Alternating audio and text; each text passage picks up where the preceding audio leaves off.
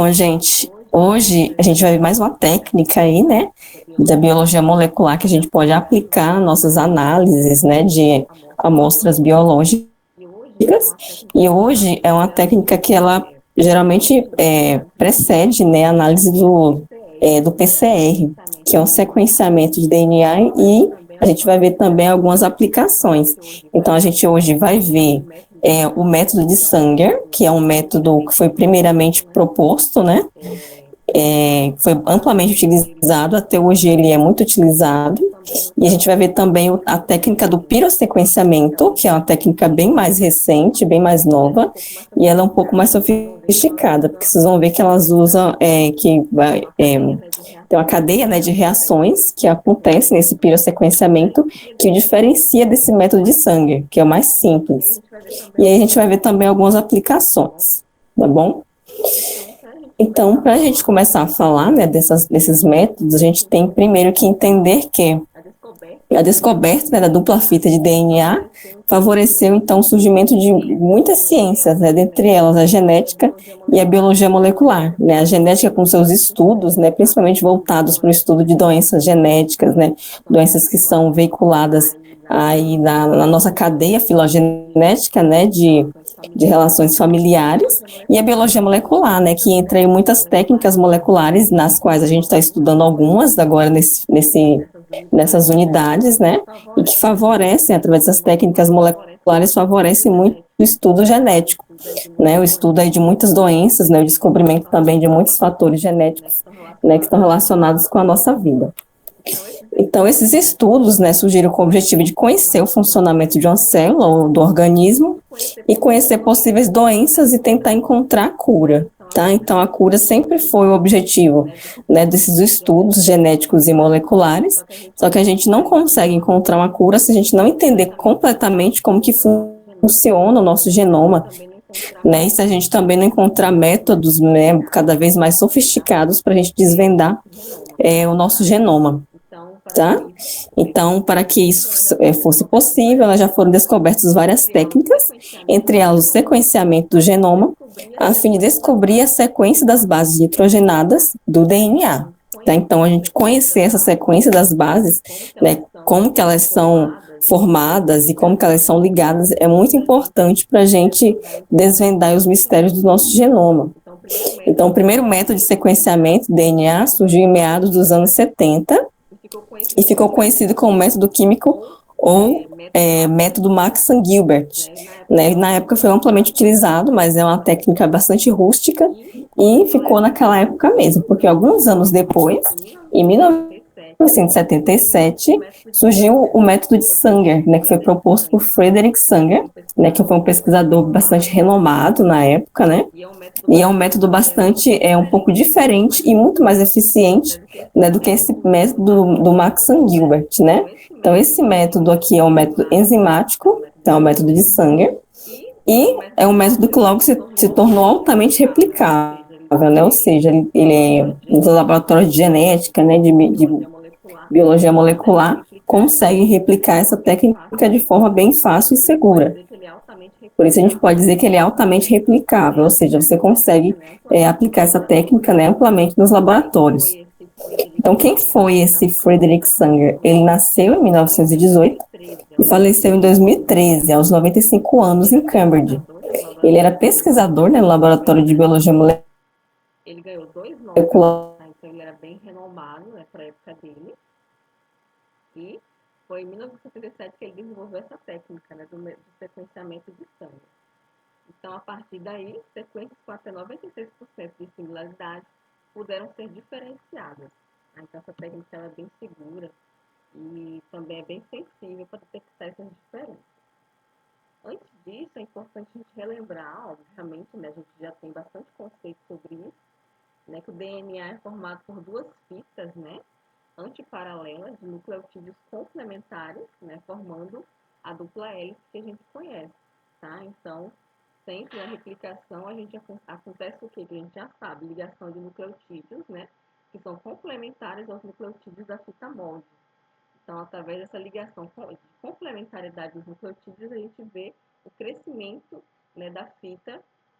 complementar, né? Que vai ser a fita paralela aí, a fita, a fita molde, tá?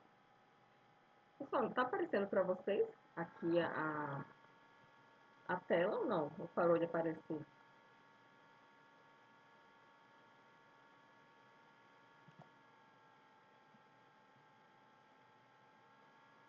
Mas estava aparecendo ou ele parou ou não está, ué?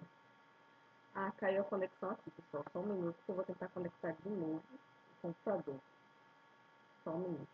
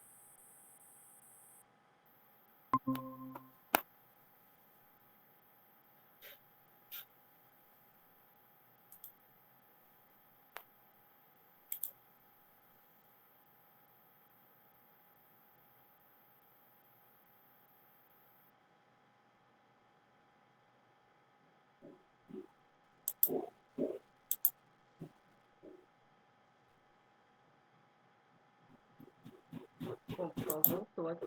Bom, pessoal, voltou aqui. Demora um pouco mesmo para voltar, porque fica travando, tá? Então, só voltando aqui o que a gente estava falando, né? Então, só voltando aqui o que a gente estava falando, né? Da dupla fita do DNA, tá?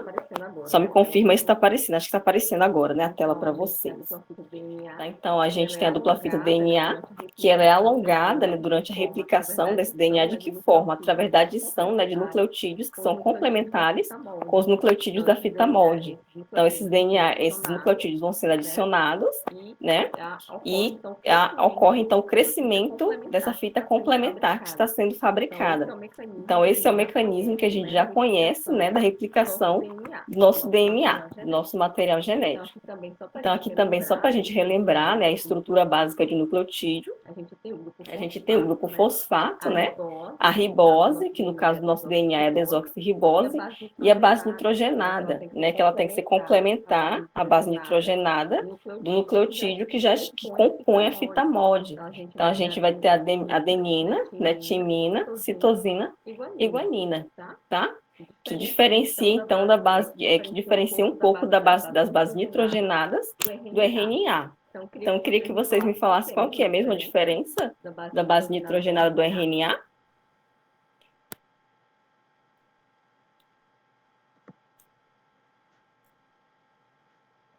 Quem que consegue dizer essa diferença básica aí, gente? Quem que lembra?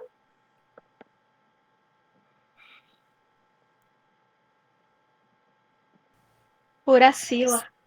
Isso, Laira, obrigada. Bem, a diferença básica aí, né? Que a gente tem em apenas uma base nitrogenada, no caso, né? Do DNA para o RNA, que é a presença da uracila no RNA. que substitui a timina. Então, no DNA a gente não vai ter a uracila, tá bom? Obrigada aí pela participação, Laira.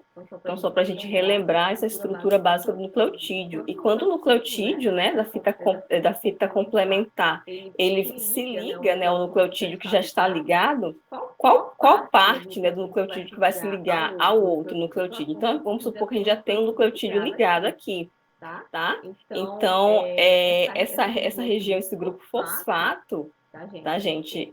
No caso aqui é só a ribose, tá? Essa estruturazinha de ribose que eu coloquei para ilustrar esse fragmento OH.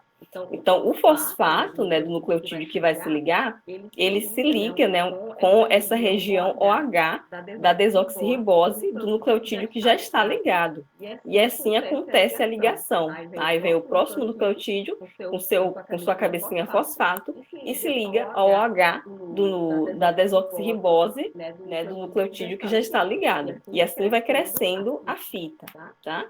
Aqui é um esqueminha também da replicação, como eu já expliquei para vocês. Olha aqui o fragmento fosfato, né, que vai se ligar a esse fragmento OH do nucleotídeo já ligado, né? E reparem que sempre é complementar, né? ATCG, de forma mais fácil, não sei se vocês já aprenderam dessa forma, mas você pode colocar Agnaldo Timóteo e Gal Costa. Sempre Agnaldo Timóteo e Gal Costa, né, que é a complementaridade das bases, tá?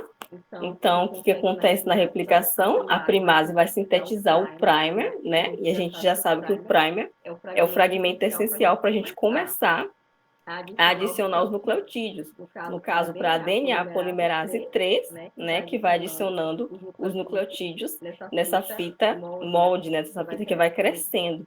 E aí, no final, a gente tem a fita complementar totalmente sintetizada, né? Aqui a gente vê o primer, que foi sintetizado primeiramente, e depois os nucleotídeos que foram adicionados. Então, esse é o princípio da replicação da nossa molécula de DNA. Né? E onde que entra aí o sequenciamento? Prestem bem atenção, principalmente nessa questão que eu expliquei para vocês, né? Da ligação do fosfato com o grupo OH, né? Da desoxirribose aqui desse nucleotídeo que já se ligou primeiro. Então, como que acontece esse método? O Sanger, né, que é o nosso pesquisador que a gente já viu, ele descobriu que se conseguisse interromper essa replicação, né, de um mesmo DNA em pontos diferentes, ele poderia então obter o quê? Vários fragmentos, né, de DNA que são sintetizados e interrompidos, né? Sintetizados e interrompidos. Então, ele poderia conseguir vários fragmentos de um mesmo DNA que ele poderia estudar posteriormente, né? Comparando com fragmentos já existentes. Né? Então, como que é esse método dele? Esse método consiste em adicionar didesoxirribonucleotídeos. O que são esses didesoxirribonucleotídeos? São nucleotídeos o quê? Modificados, que não possuem o grupo OH livre no carbono 3 da pentose. Então, aqui, ó, a gente só vai ter um H e não o OH livre, tá? Então, como ele é um nucleotídeo modificado, esse crescimento, né, esse alongamento para aqui nele, tá? Então, até aqui vinham o quê? Os nucleotídeos normais sendo adicionados. E aí adicionou esse nucleotídeo modificado. A partir do momento que adiciona esse nucleotídeo modificado, eu não consigo adicionar mais nenhum nucleotídeo aqui, porque não vai ocorrer essa ligação do grupo fosfato, né, que deveria ter um OH aqui. Como não tem mais o OH, ele não consegue se ligar. Então, o crescimento para aqui. Então, eu vou ter a produção de apenas um fragmento desse DNA, tá? E não a molécula toda, como a gente está acostumado a ver.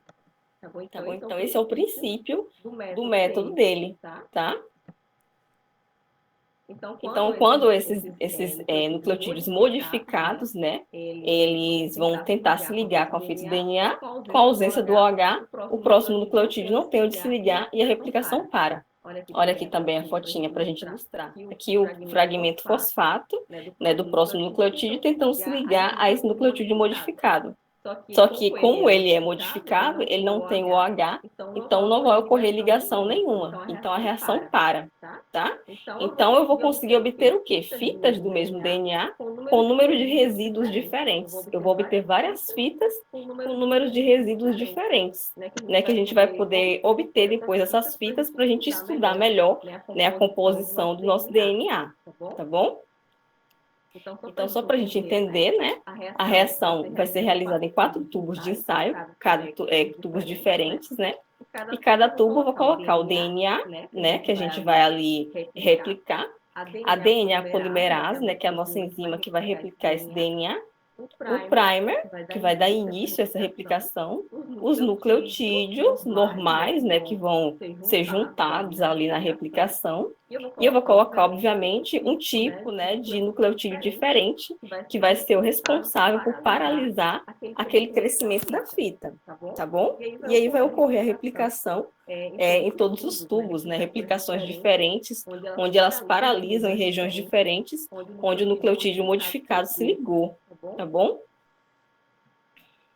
Então, eu vou obter, então, vários fragmentos de DNA e eu vou aplicar, então, esses fragmentos, né, que vão estar ali nos nossos tubos, em um gel de poliacrilamida, né, que vai ser separado por uma técnica chamada eletroforese.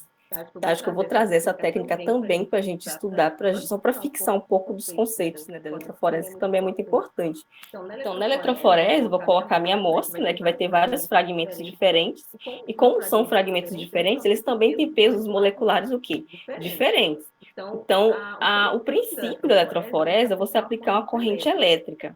Tá? Então, os fragmentos que são mais pesados, os fragmentos maiores, eles vão correr menos, vão se deslocar menos, e os fragmentos que são mais leves vão se deslocar mais, tá? Então, você vai separar ali aqueles fragmentos, né, que você obteve por esse método de Sanger, daí você vai separar por tamanho na eletroforese, tá? E depois você vai conseguir pegar esses fragmentos por tamanhos, né, separando, né, que a leitura deles, né, vai resultar em fragmentos que se sobrepõem e formam uma fita completa. Então, você tem ali os fragmentos que formam um todo, que formam uma fita completa.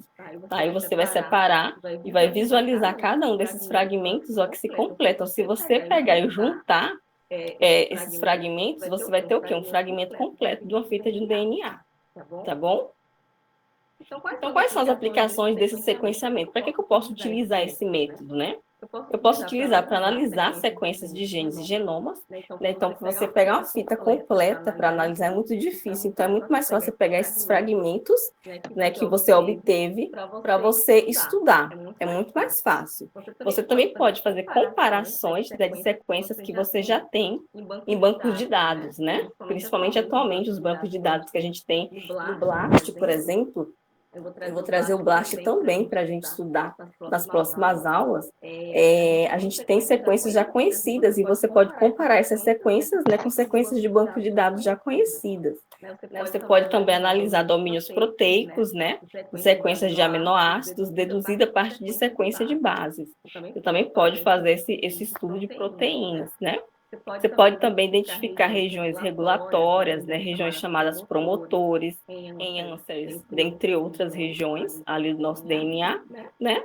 E também estabelecer relações filogenéticas, né, entre sequências de interesse e sequências similares de outro organismo. O que são essas relações filogenéticas? Você estuda, né, se tem alguma relação com relação ao passado, né? Se essas espécies, por exemplo, se organismos de diferentes espécies, eles têm alguma familiaridade no passado delas, né? Na evolução delas. Então, essas relações filogenéticas são marcadas por alguma ligação no passado, algum precursor comum, né, entre esses organismos diferentes. Tá bom? Então, são algumas aplicações desse sequenciamento. Eu trouxe um vídeo para vocês verem um pouquinho melhor essa explicação. É um vídeo pequeno, tá? Eu acho que ele tem 4 minutos no total, mas ele acaba em 2 minutos. Acho que deu algum erro quando fizeram o vídeo. E ele fica parado o restante do período. Então, vocês já podem sair quando ele parar de falar, tá? Que é lá por 2 minutos em diante. Eu vou colocar aqui no bate-papo. E aí vocês clicam e vocês mesmos assistem, tá? Por causa daquele problema de eu passar vídeo, vocês não conseguem ver porque fica travando muito. Vou colocar aqui.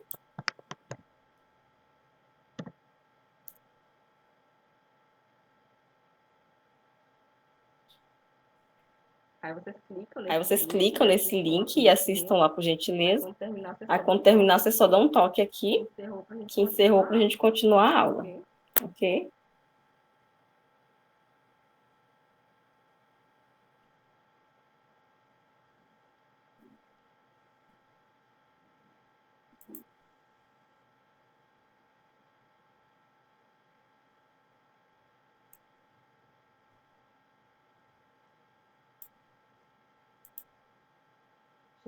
tirar o áudio aqui para não atrapalhar.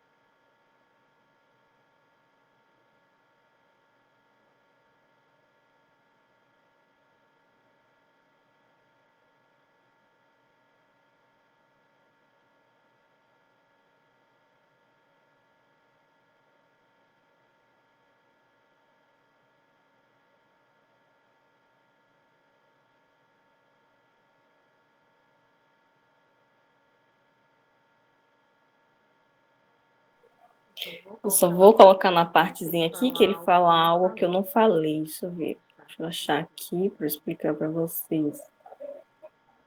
Aqui, ó, essa parte aqui, ó, ele fala da importância de fazer os 4 tubos, né? Por quê? Porque esses nucleotídeos modificados, em cada tubo vai ter um nucleotídeo modificado de uma base nitrogenada.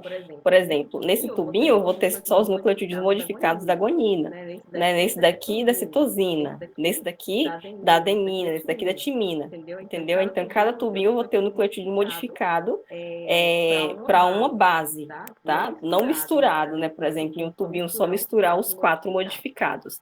Então, é bem regulado em cada tubinho para a gente ver a alteração diferenciada para cada nucleotídeo modificado, para cada tipo de nucleotídeo modificado. Né? Então, é dessa forma, por isso que ele pede para sempre fazer em 4 tubos, né? Porque em cada tubo a gente utiliza a base modificada, né? De cada tipo, né? Como são 4 tipos de base diferentes, em cada tubinho eu vou colocar a base modificada de cada tipo, tá bom? Por exemplo, se fossem 6 bases, por exemplo, diferentes, a gente utilizaria 6 tubos diferentes para em cada um a gente colocar uma base diferente, tá bom, pessoal?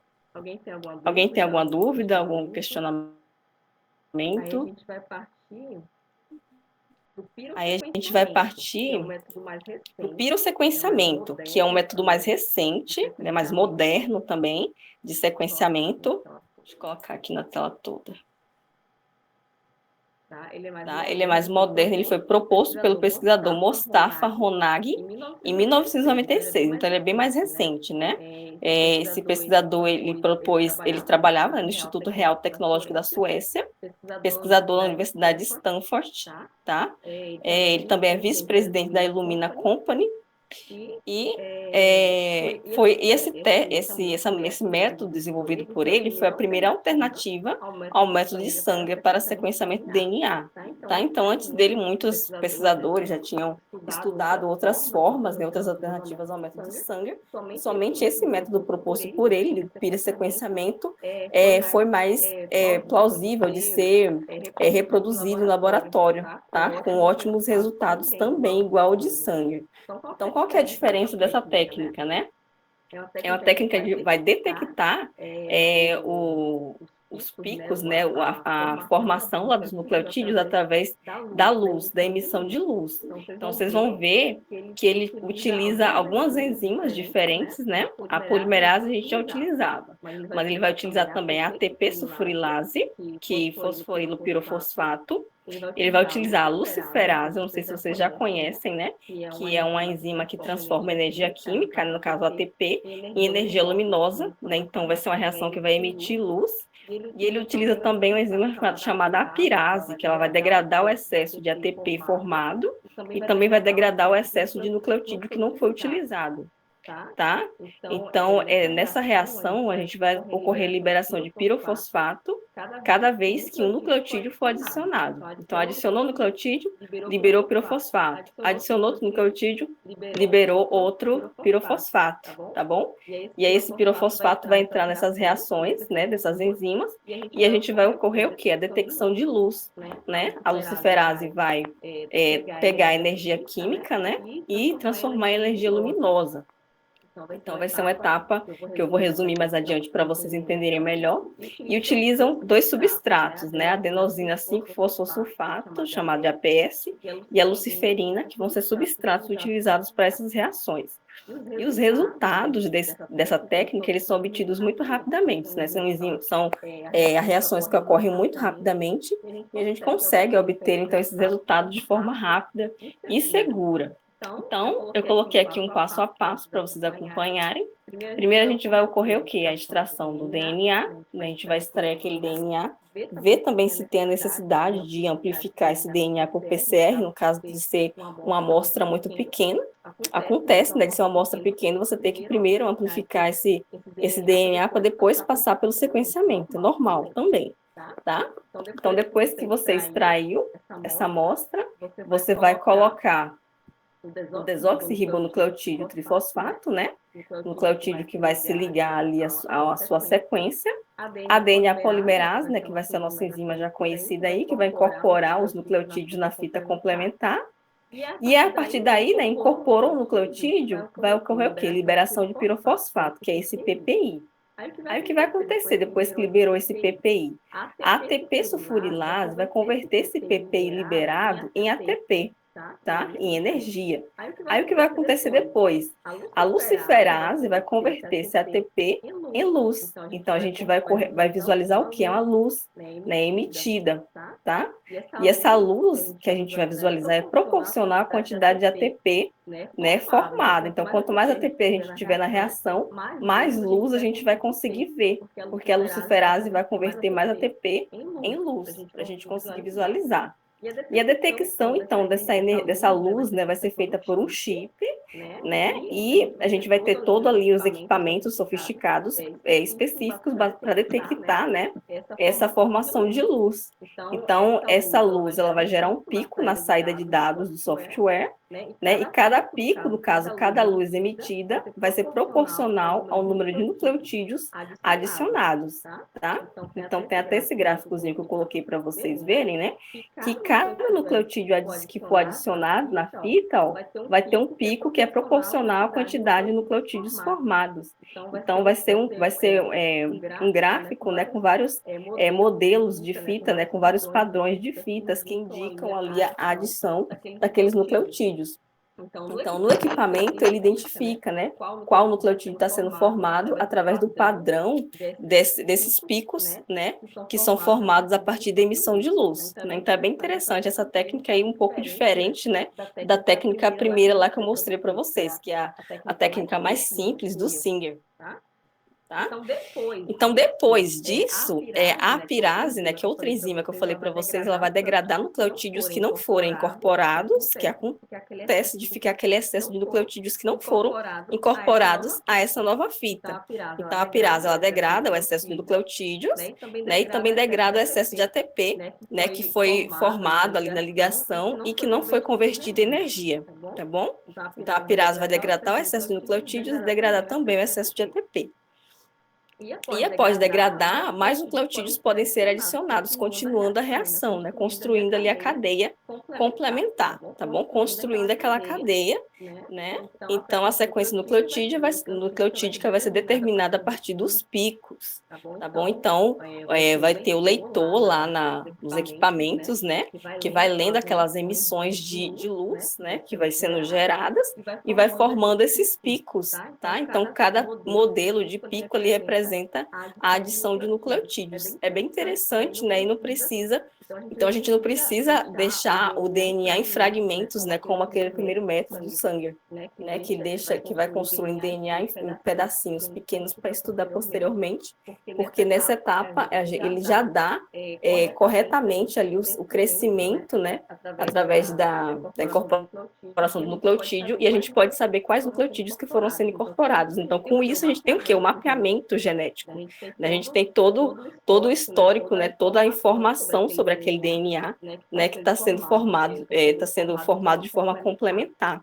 Então, é bem interessante e ele é bem aplicável, né? No dia a dia, né? Dos laboratórios de genética e biologia molecular. É muito interessante. Aí aqui a gente tem só as reações que ilustram, né, o que acontece. Então, a DNA polimerase vai adicionando, né, os nucleotídeos, né, aqui na primeira fase, vai formando o quê? O PPI, né, que é aquele substrato que libera a partir do momento que o nucleotídeo ele é incorporado, né? Aí o PPI, né, o supirofosfato, ele vai sofrer a ação dessa segunda enzima, a sulfurilase, né, e vai ser transformado em quê? Em ATP, né, que é o nosso substrato para a formação de quê? De luz pela luciferase. Aí essa emissão de luz vai ser captada, né, na câmera de CCD do equipamento, né, do monitor ali dessa reação, e ele vai emitir o quê? Aquela linhazinha ali daqueles gráficos, né? Então, cada nucleotídeo eu vou ter um padrão de picos, né, que vão ser lidos pelo equipamento, tá? Aí depois eu vou ter a ação da apirase, né, que a gente chama de reação de degradação. A apirase vai degradar o ATP em excesso, formando AMP e fosfato, e ela também vai degradar o nucleotídeo em excesso, vai quebrar aquele nucleotídeo. Tá? Então, essa é basicamente a sequência, né, de reações do pirossequenciamento, né, mais sofisticado do que o método de Sanger, que é mais simples, né, que se baseia em formar fragmentos pequenos daquele DNA para estudos posteriores, tá bom? Então, as aplicações aí do pirossequenciamento são várias também, né? A gente pode identificar bactérias, a gente pode fazer tipagem fúngica e viral, né? Detectar mutações em células, analisar metilação do DNA, né, que é uma forma de alteração do nosso DNA, a incorporação de grupos metil, né, quando vocês tiverem genética mais aprofundada, vocês vão entender, né, metilação, acetilação, estudar sequências múltiplas, né, do DNA, verificar clones, né, a formação de clones, né, através de outras técnicas de biologia molecular, como a técnica que a gente estudou semana passada, e sequencial o genoma humano, para a gente conseguir entender certinho como que é o genoma humano, né, e através disso fazer o quê? Fazer um rastreio, né, de segmentos de gene que determinam alterações cromossômicas, né, doenças genéticas. Então, a gente fazendo esse sequenciamento do genoma, a gente consegue também obter opções de cura para muitas doenças genéticas, né, ou até mesmo estudar também alterações, mutações em células que provocam câncer, né, no futuro, câncer na velhice, tá bom? Então, o pirossequenciamento ele tem também um amplo espectro de aplicações muito importantes aí na genética e na biologia molecular, tá? Então, quais são as vantagens do pirossequenciamento e desvantagens? Então, ele é um processo automatizado, tá? O tempo de análise é curta, bem curta mesmo, é rapidinho que você obtém aqueles resultados. Você tem também uma resposta instantânea do sequenciamento, alto rendimento e preparo rápido da amostra. Então, em resumo, ele é muito rápido e prático, né? Você não precisa colocar muita mão na massa, já que ele é totalmente automatizado. Só que tem também as desvantagens, né? O custo é elevado, né? Porque tudo que é automatizado tem o seu preço, tá? Então, ele também é muito caro. Esses equipamentos para detecção, né, desses picos também são bem caros, tá? Então, o custo é relativamente elevado. Ele requer também um grande conhecimento de bioinformática, né? Porque você tem que ter um conhecimento de bioinformática para você ir armazenando, interpretando todos esses picos que são gerados, tá? Então, você tem que ter algum conhecimento prévio de bioinformática, mas ele também tem uma taxa de erro considerado alto, né? Para as análises de biologia molecular, a taxa de erro dele é considerado alto. Então, pode ocorrer alguns erros também, por isso que você tem que ter um bom conhecimento de bioinformática para detectar esses erros, né? E tentar minimizar, tá bom? Então, são essas as vantagens e desvantagens do pirossequenciamento. Aplicações. Você pode ter aplicação em várias áreas, né, das ciências, biologia molecular, né, sequenciamento utilizado no estudo de genes, proteínas, e verificar também o que levam troca nos genes, é bem interessante. Estudar biologia evolutiva, né, entender como diferentes organismos estão relacionados, né, principalmente na árvore filogenética. Na medicina, né, pacientes podem saber se apresentam doenças genéticas. É bem interessante, porque tem muita gente que é jovem que não sabe que tem doenças genéticas ou que tem predisposição a doenças genéticas no futuro. Então, o sequenciamento ele também permite você saber, você pode fazer aquele estudo, né, utilizando uma amostra biológica sua, né, um sangue, por exemplo, e fazer um mapeamento do seu DNA. Né, tem estudos que já mostram sua predisposição para desenvolver cânceres, né, câncer de colo de útero, câncer de próstata ou câncer de mama, né, tudo isso baseado também no seu genoma, no genoma de seus pais, dos seus avós, né, é bem interessante. Na ciência forense, também identificação de cadáveres, né, identificação de corpos, teste de paternidade também pode ser bem aplicado aí, né? Ninguém vai se esconder mais de pagar a pensão. Então, os testes de paternidade também podem ser aplicados através dessas técnicas de sequenciamento, tá bom?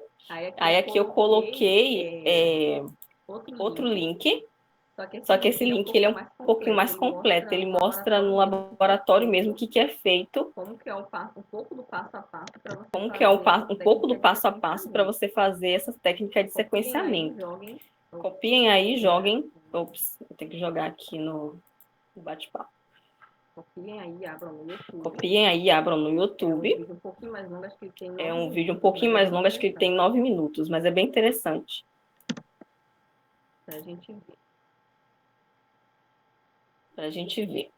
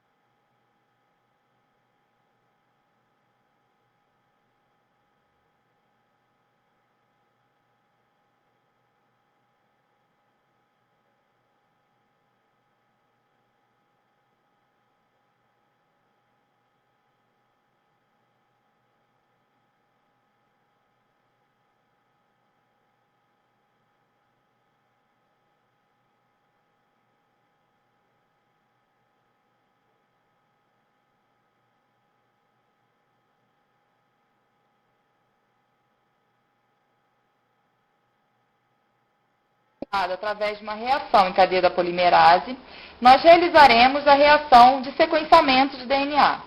Ela será feita utilizando esse kit, que é o Big Dye, um kit de sequenciamento, aqui, que ele consiste basicamente de cloreto de magnésio, Pac polimerase, ddNTPs e DNTPs. Nós também acrescentaremos água, tampão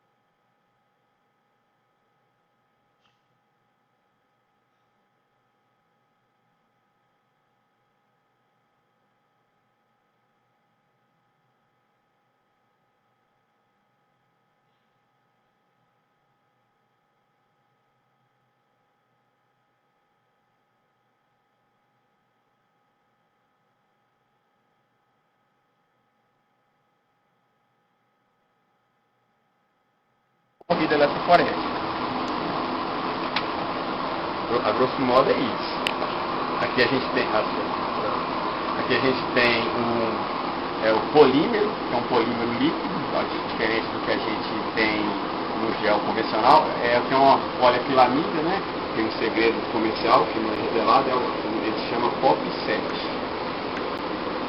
E é como se fosse uma eletroforese mesmo. E aí, posterior à corrida, você vai ter a leitura no software de corrida. Você vai ter leituras aqui em tempo real da eletroforese.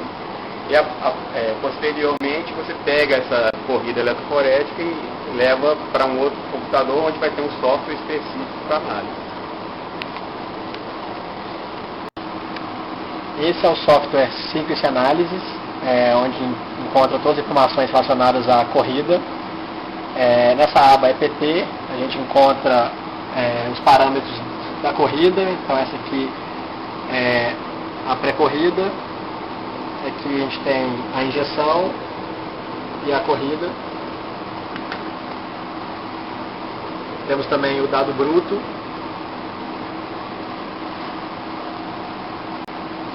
O eletrocardiograma da sequência.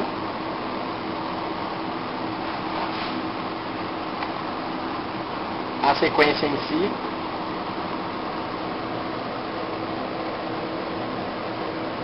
E na aba rotações, todos os parâmetros também relacionados à corrida.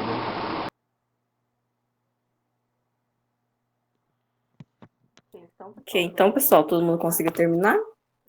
Esse vídeo é mais para mostrar um pouco na prática como que é feito, né?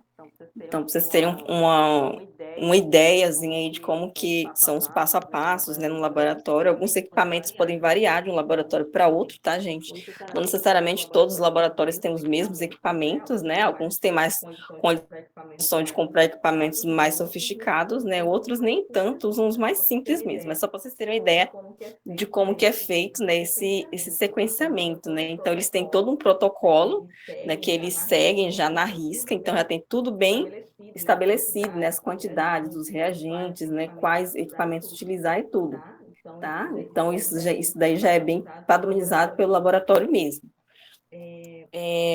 Aí, pessoal, como atividade, pessoal, vocês têm alguma dúvida, alguma observação para fazer sobre as técnicas? Se não tiver, eu vou falar agora sobre o que eu quero para vocês. Eu quero que vocês montem um protocolo simples e didático para o sequenciamento de DNA. Você pode escolher, pode ser o método de Sanger, pode ser pelo pirossequenciamento também, não tem importância. Vocês podem escolher a técnica, né? Você pode colocar, você vai trabalhar com DNA de qual espécie, você pode colocar, né? Só para ilustrar mesmo, e também qual a sua intenção com aquele sequenciamento, o que você quer obter para aplicar em quê, tá? Eu vou colocar isso bem detalhado lá no AVA, quando vocês lerem sobre a entrega do protocolo, tá? Então, é um protocolo simples, básico, não é com textão, vocês podem colocar o passo a passo do protocolo, aí para isso vocês vão dar uma pesquisada, né, e também se basear já na aula, no que a gente viu na aula, tá? Mas aí o passo a passo é como se vocês estivessem fazendo em laboratório, tá bom? Então, vocês vão colocar lá os reagentes que vocês vão utilizar para fazer o sequenciamento, os equipamentos que vocês vão utilizar, né? Equipamentos também de biossegurança, né? Quais materiais vocês vão utilizar. E aí vocês montam um passo a passo, tá? Bem simples e didático. Como se vocês estivessem montando um protocolo para outra pessoa que ainda não sabe fazer, conseguir ler e entender mais ou menos aquele passo a passo, digamos isso. Tá bom, pessoal? Então, essa aqui é a atividade de hoje, esse protocolo para o sequenciamento do DNA. E aí fica a critério de vocês o método e também descrevam, né, o DNA de qual espécie, né, do que é aquele DNA, qual a fonte daquele DNA, tá? E qual a sua intenção também com aquele sequenciamento, tá bom? Alguma dúvida, pessoal, sobre essa atividade? Tá tudo ok? Tudo beleza?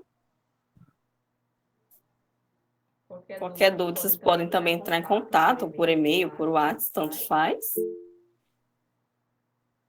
Então, beleza. Eu vou só fazer a chamada aqui, né, para ver quem está aqui. Eu vou me seguir por pelo pessoal que está aqui mesmo, né? Ana Gabriela. Ana Gabriela tá aí? Ok. Bruna Carvalho. Presente. Ok. A Cássia Rodrigues. Presente. Eduarda Zeilani. Cadê a Eduarda?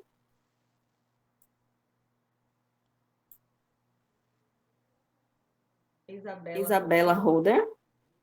Presente. Ok. A Gesine. Ok. Laira tá aí, né? Presente. Ok. A Lucidariane também tá aí.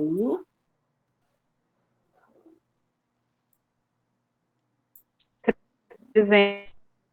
Ok. A Mili. Mili Frazão, cadê tu?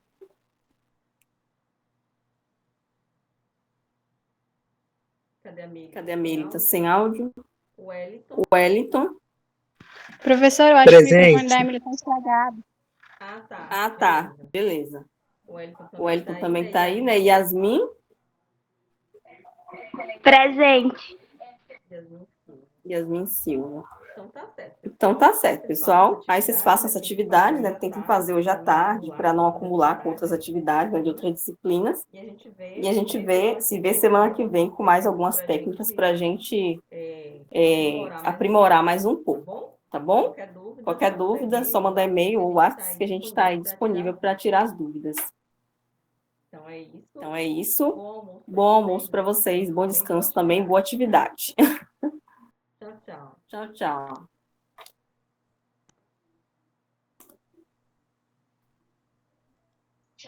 Tchau, bom final de semana, professor. Para vocês também. E atenção, hein? Divirtam-se, não saiam muito por causa dessa segunda onda aí, tá? Tchau, tchau.